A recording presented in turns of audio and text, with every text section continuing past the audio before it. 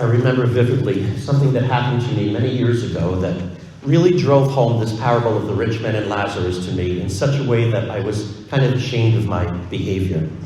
But before I tell you the story, we need to understand something about the parable that Jesus tells so we can understand the fullness of what was going on. First of all, Jesus calls the rich man, whom tradition gives the name Dives. He just says he's a rich man. He doesn't say he was a thief.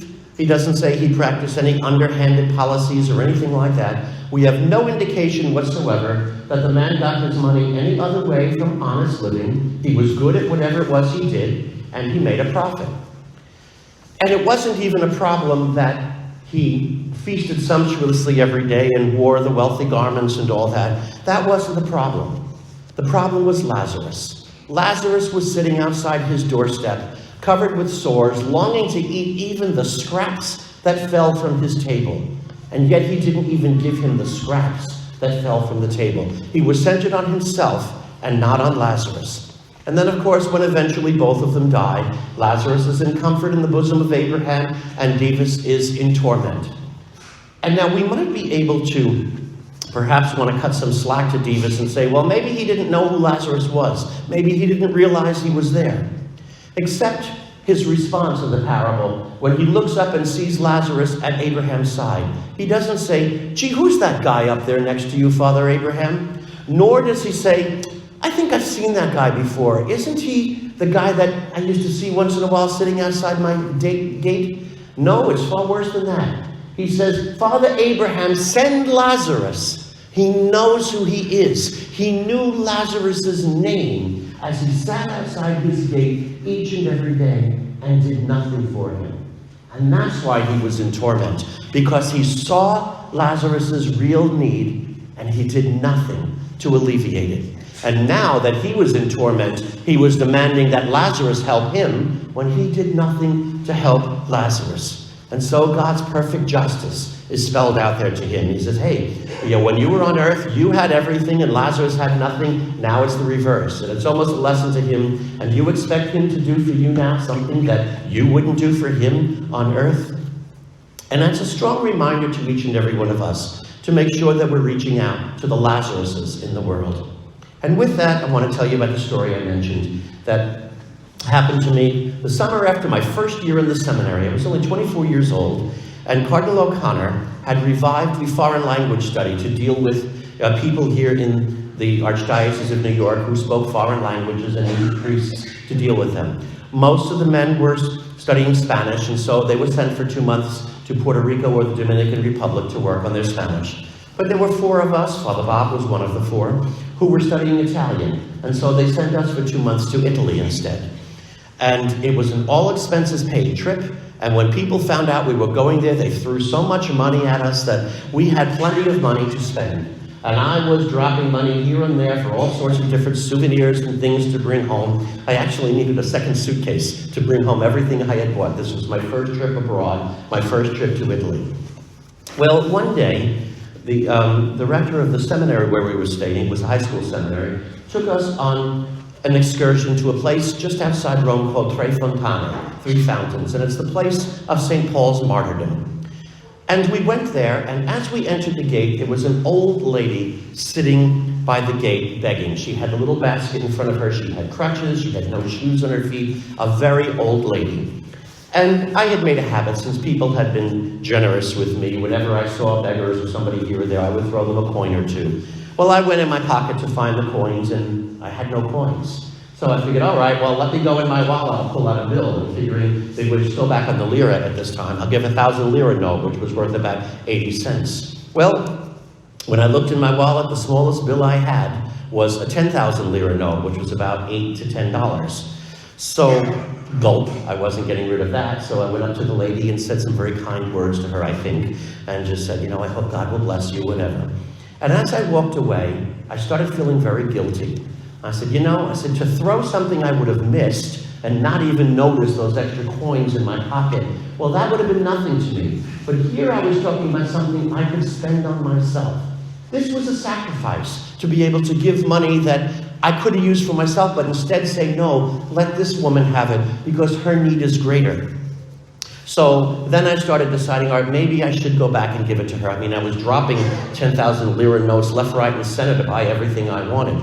But then I started thinking, well, wait a minute. There's also a lot of gypsies in Rome, and gypsies will try to, cheat you and steal from you and everything. And I'm saying, how do I know this woman's not a gypsy, just putting on a disguise, pretending to be a sick old lady when she's really not? And I was going back and forth with that and saying, well, even if she is, she's probably really in need, but I'd hate to think you have somebody say later, oh, you gave money to her? She's a gypsy. That's an act they do. And I would have felt like I had been taken. So I was going back and forth in my mind as to what to do. And just then there was a convent right next door, and a bunch of the sisters came out of the convent, and they walked past the woman, and without even hesitating, they stopped. One of the sisters went over, took a loaf or sandwich out of the pack that they had, gave it to her. She caressed her cheek. They all said kind words to her, and they walked away. And I said to myself, well, the sisters should know better. They live here, so obviously this is a legitimate woman. So then I went over and gave her the 10 lira note. And I should have walked away feeling very proud of myself. Look at the sacrifice I made. Instead, I felt ashamed. I said, why did it take me so long to hem and haw in my heart and soul about helping out this woman who was truly in need? And it dawned on me that the sandwich that the sisters gave her was probably one of their lunches, that somebody else would be sharing their lunch with another sister, or maybe one would go without it. And it was really a wake-up lesson to me that day. I said, was I that concerned about being taken by a gypsy that I would not help somebody in need? And also reminding myself, suppose that was money I needed for my lunch. Would I have been willing to give it to her and not have lunch because she obviously was in real need and I wasn't? It was something I have never forgotten.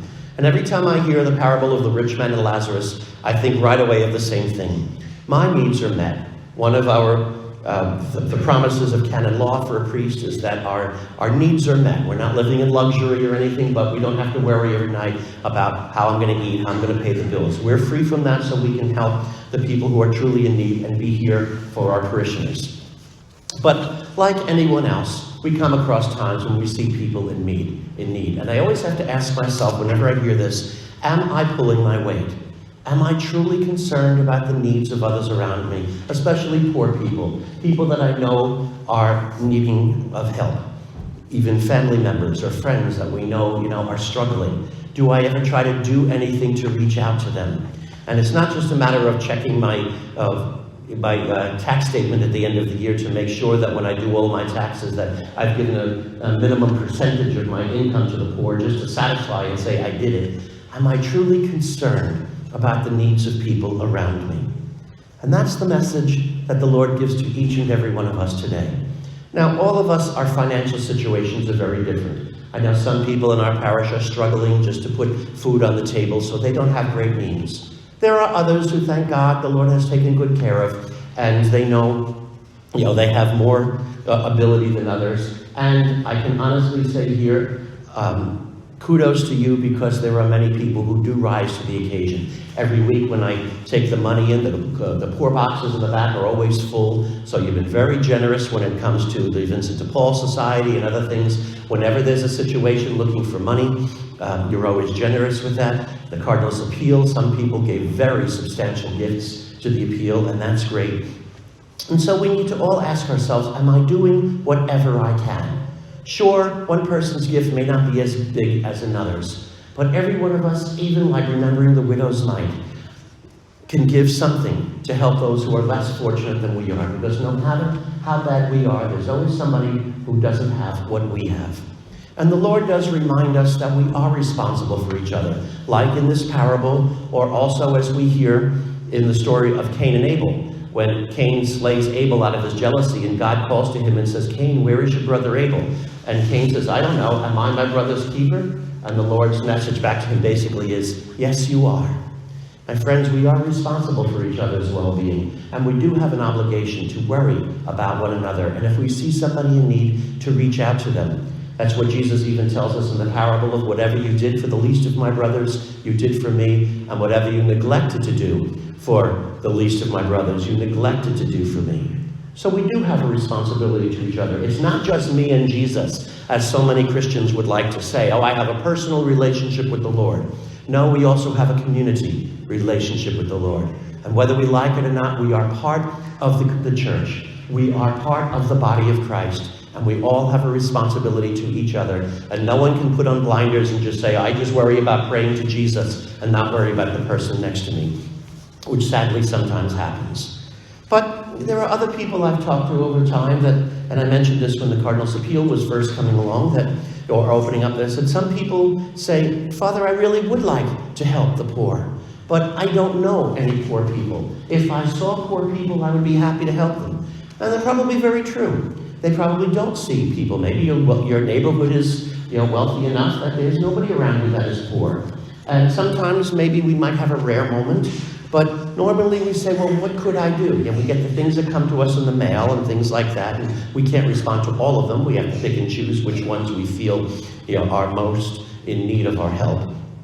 But as I mentioned at the time of the Cardinal's Appeal, well, the Cardinal's Appeal is the perfect way for us to be able to do that, because it is the Cardinal's Appeal that when people are in need, when people come to us looking for financial assistance, either the Vincent de Paul Society, if it's small things, or if it's things more substantial, we send them to Catholic Charities. And Catholic Charities uses the money that we give in the Cardinal's Appeal to help them out. So the church is made available. When people come, they won't be ringing your doorbell, but they do come to us, and we send them to Catholic Charities, and they receive the money there that we provide through the Cardinal's Appeal. And as you're going to hear in the announcement today, we're getting so close to the goal. We're at 97%, which is greater than we've done in many years, but we're still not there. We need about $5,000 more to make goal in the appeal. And if we can meet that, it will be a wonderful day when I can tell you we finally made goal in the Cardinal's Appeal. But there's other charities. I see Eileen Ryan here with Emmanuel House with us. They do wonderful work for single women who are looking for support, and there's envelopes on the back table. When we bring food for the poor in, and Cross Catholic, so many other organizations that come to us. There's baskets in the back now to help people who were affected by Hurricane Fiona in Puerto Rico. So many people who are in need, that the opportunities are usually very much before us if we only look for them. And when we do, we feel so good about ourselves. Ultimately, when I consoled my conscience that I did not give money to that woman initially, I at least said, well, in the long run, I did the right thing. Now, the next time that happens, help me, Lord, not to hem and haw over it and wait so long to do the right thing. Now, of course, in our society, we do have to be careful, because there are some people out there who are frauds, who are trying to milk the system. And when they find that people are generous, they'll do anything they can to try to get the money from them, even fraudulent things, or the emails that go around, that Deacon Enrico and I had both been caught by them, the scams of, I need to buy gifts for somebody in my family and I don't have the money, would you send it to me and I'll buy them? All scams, all frauds that people are doing. Sadly, many of them, they become masters. They're trying to get money from people. And even when we help someone who's legitimate, often, inevitably, we help one person who's in need, and the next thing you know, 4 of their friends are at the door, also looking for things. I'll never forget one woman who came to me once in one parish where I was. We had helped a woman that we knew was very much in need. And the next thing you knew, a friend of hers had shown up. And she was dressed beautifully, had a beautiful blue dress on, silver earrings, her hair was all done nicely. And she says, I lost my apartment because I'd lost my job. But now I got a new job and I have a new apartment available. I just don't have the money for the down payment, for the security deposit. Can you give me that? I said, okay. I said, I tell you what, give me the name and phone number of the landlord, and I will call the landlord and I will arrange it for him. Oh, okay, thank you. Never heard from her again. Sometimes people think when you're generous, everybody comes up. So yes, we do have to be discerning. The Vincent de Paul Society, Catholic Charities, they are discerning about making sure that the people are truly in need. And I learned, certainly from that woman, and any time since, if somebody is truly in need, I'll bend over backwards to give them whatever they need to meet their needs. And that's what the Lord expects us to do. And we all certainly are called to do the same to the best of our ability. But we do need to be discerning and make sure that there's a reasonable hope that the person is telling us the truth. But may we never be like the rich man in this parable, just centered in on ourselves, just spending money on us and not thinking of others. One thing that always sticks out in my mind of a day that was very hard for me to get a handle on was once in one parish where I was, we had a woman come to us. We knew very well. She was a single mother, and she was struggling. And she came in and she says, "Father, I've had a really bad week. I don't even have money to buy the baby diapers. Could you give me money?" And so I went to scrounge to find whatever I could. I think I even gave her money from my own pocket. Said, "Here, go buy the baby diapers." And as I walked outside and trying to think, what can we do to help this woman? A man comes in to pick up his son from religious education in a Lamborghini.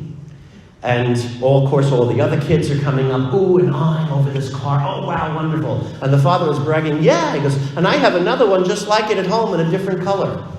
It was very hard for me to grasp that day, to say, here's one woman who can't put diapers on her baby, and this man can afford not one, but 2 Lamborghinis. I didn't know the guy. I hope he is being very generous with the poor.